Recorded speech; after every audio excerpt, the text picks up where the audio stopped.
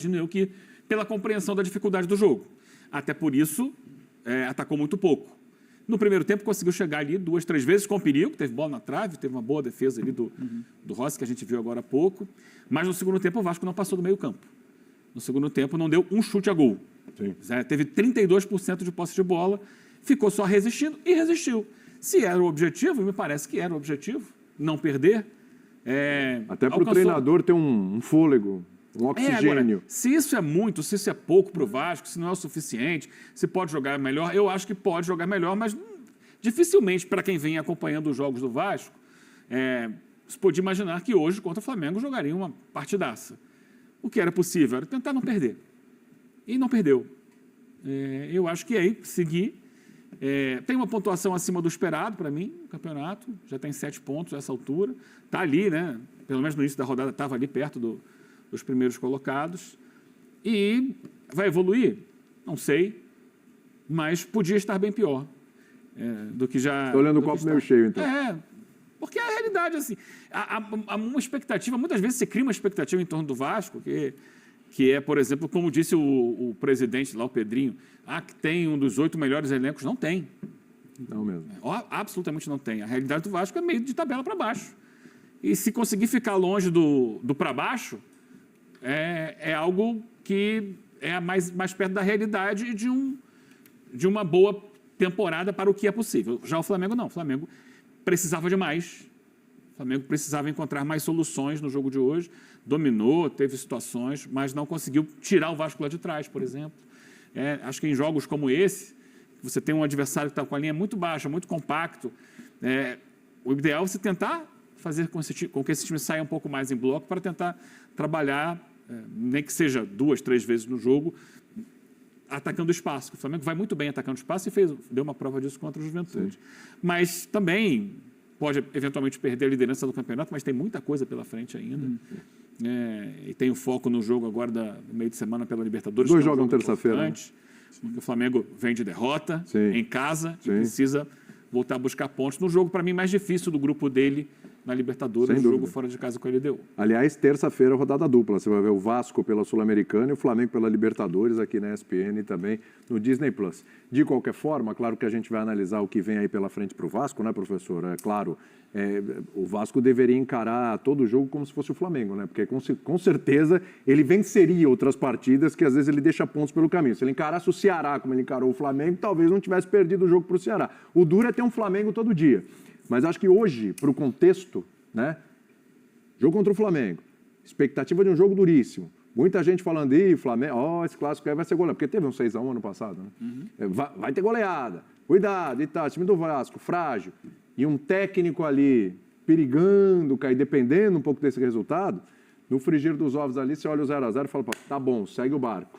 É pouco ou tá bom, professor? Tudo bem? Exatamente isso, William. Boa noite a você, aos companheiros, todos e todas que nos assistem. Olha que coincidência, sobre o Flamengo, eu ia começar minha fala exatamente com o ditado da minha avó. Opa, mais uma avó aí brilhando. Nós não somos primos e não somos irmãos. Mas todas as avós falavam. Só que minha avó era mais... Não é a mesma avó, né? É bom dizer isso. Não, então, a minha era a dona Irma, que era ainda mais fatalista. Ela dizia, dia de pouco, véspera de nada. Não de pouco, dia de muito, véspera de nada, que foi o que aconteceu em relação ao Flamengo. Aí alguém há de dizer, mas o Vasco não é Juventude. Claro. Mas a diferença não é tão grande quanto deveria ser. É que entre o contexto da rivalidade, do clássico, né? A coisa movimenta... Aí é por isso que eu vou trocar o meu ditado. O ditado hoje para o Vasco é o que tem para hoje. E especificamente hoje. Sim. Mobilização contra um grande rival, coisa que o Vasco já tinha conseguido fazer nos 2 jogos eliminatórios do Carioca, na semifinal do Carioca.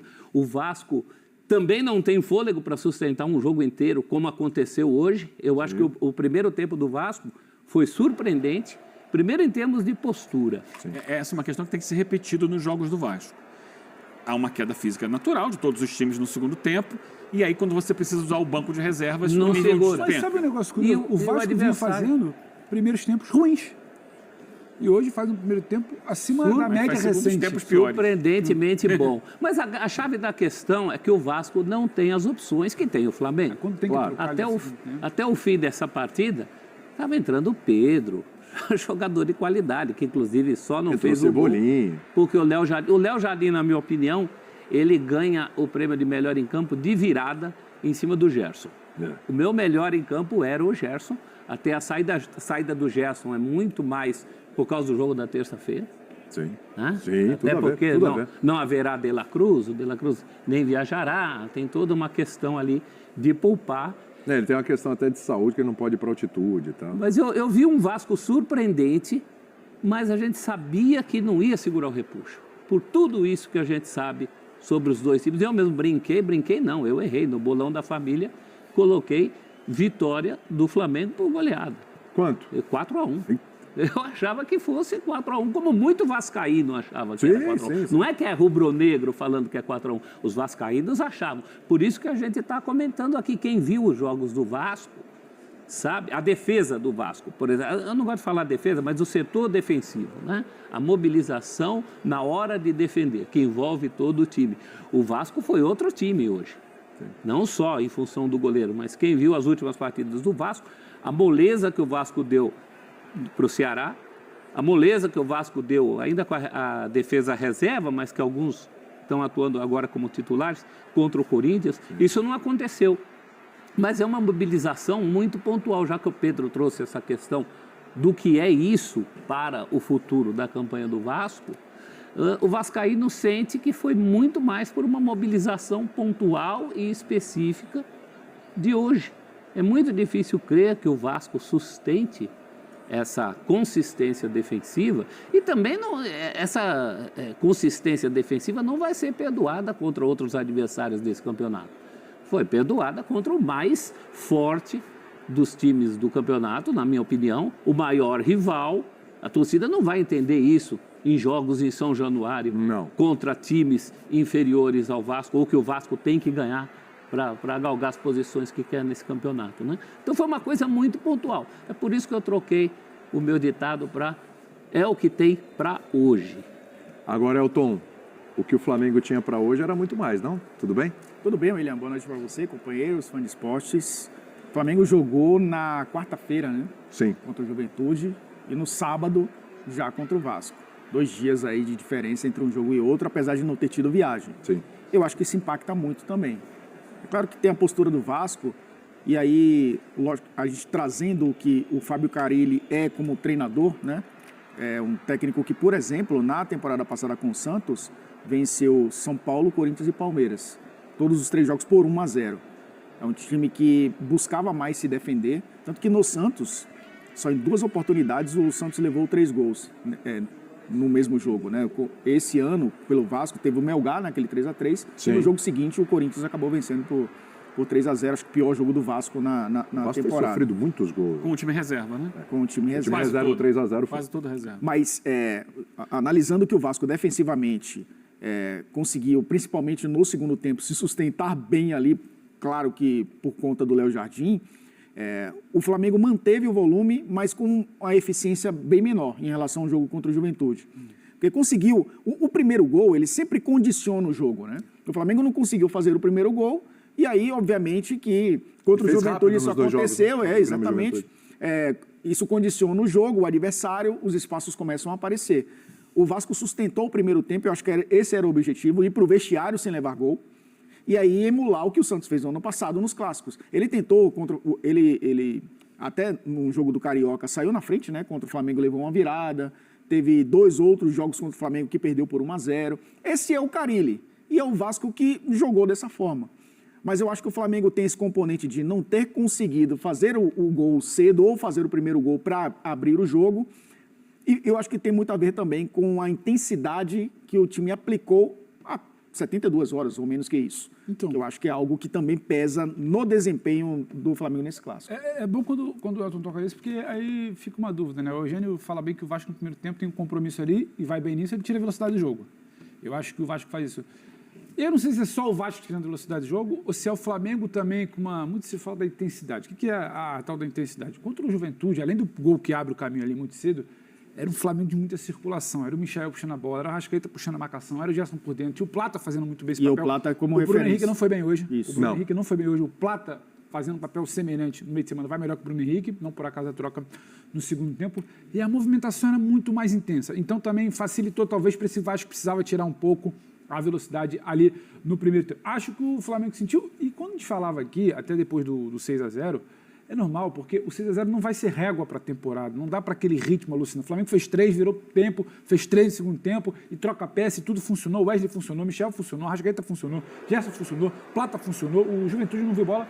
E é meio impossível, eu diria que é impossível você sustentar aquilo quarto domingo sabendo que você vai subir o morro terça-feira para um jogo que é fundamental na Libertadores. Por mais que ninguém vire e fale, olha, ninguém escolheu dosar hoje, só que você tem uma intensidade muito acima da média no último jogo, tem um clássico, tem um rival também te dificultando, tem um caminho que não é aberto no começo com o gol, então acho que se somou.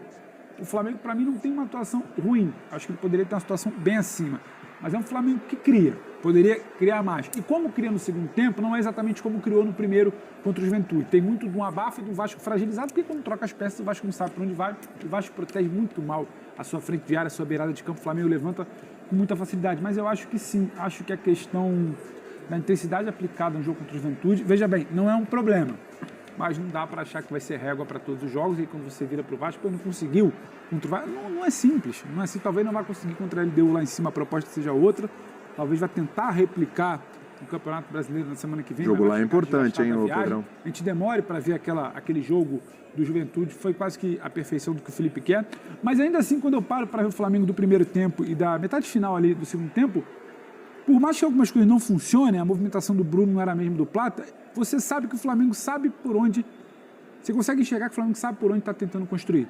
Às vezes não vai funcionar, às vezes o ritmo não vai ser o mesmo, mas tem algo ali que o torcedor do Flamengo ele vai embora muito chateado hoje.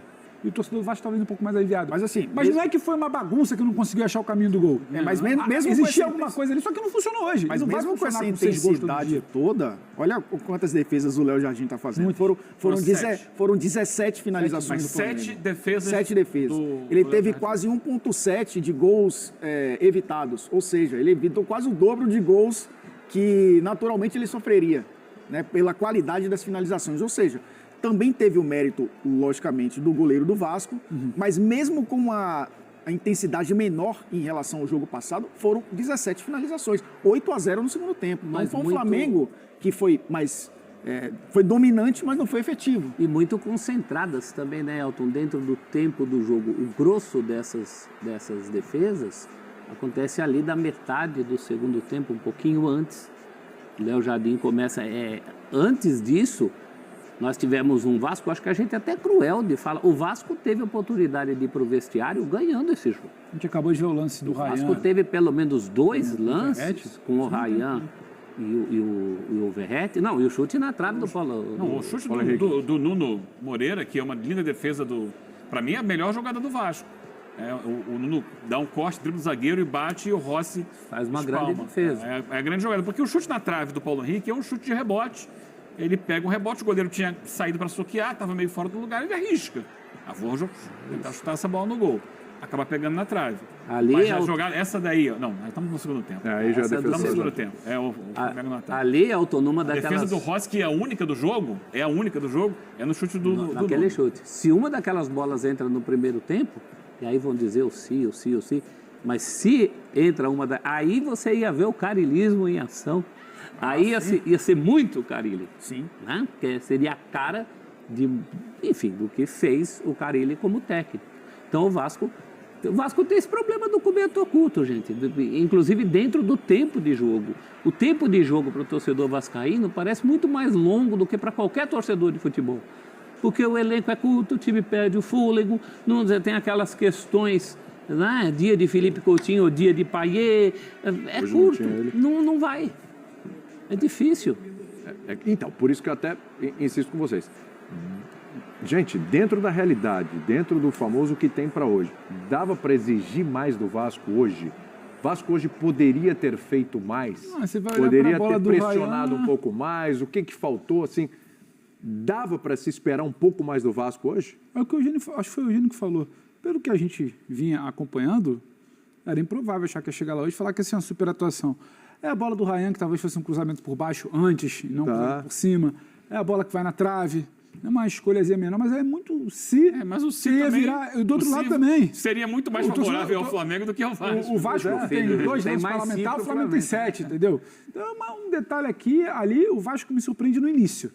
Porque é um Vasco até mais solto do que eu imaginava. E nesse Vasco mais solto, ele cria.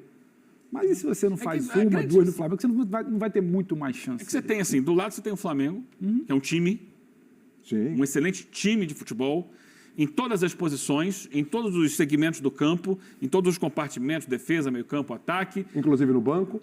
e no banco, sensacional. Do outro lado você tem o Vasco. O que é o Vasco hoje? É o Léo Jardim, é o Piton cruzando, defendendo nem tanto, é o Hugo Moura tentando ali proteger a zaga. Gostei dele do Jair hoje. Então,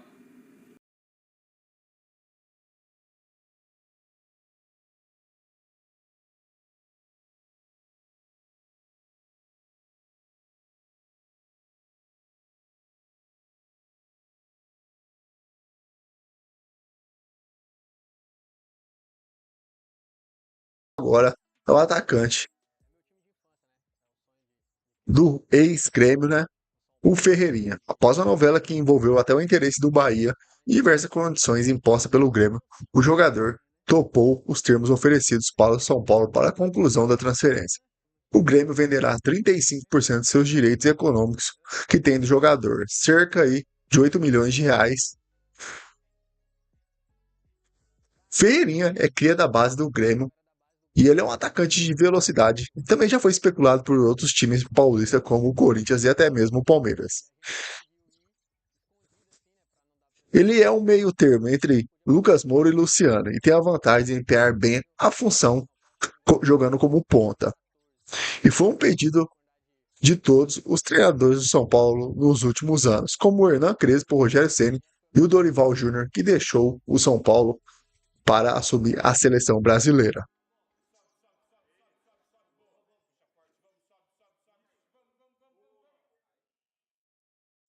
Mas e aí, torcedor São Paulino, gostou dessa contratação do Ferreirinha? Acho que o Ferreirinha pode jogar junto com o Lucas Moura ou ele será um bom reserva? Deixa aqui nos comentários. Fala, torcida tricolor, tô com a novidade aqui pra vocês, tenho certeza que vocês vão gostar, viu? A torcida tricolor, tô na área.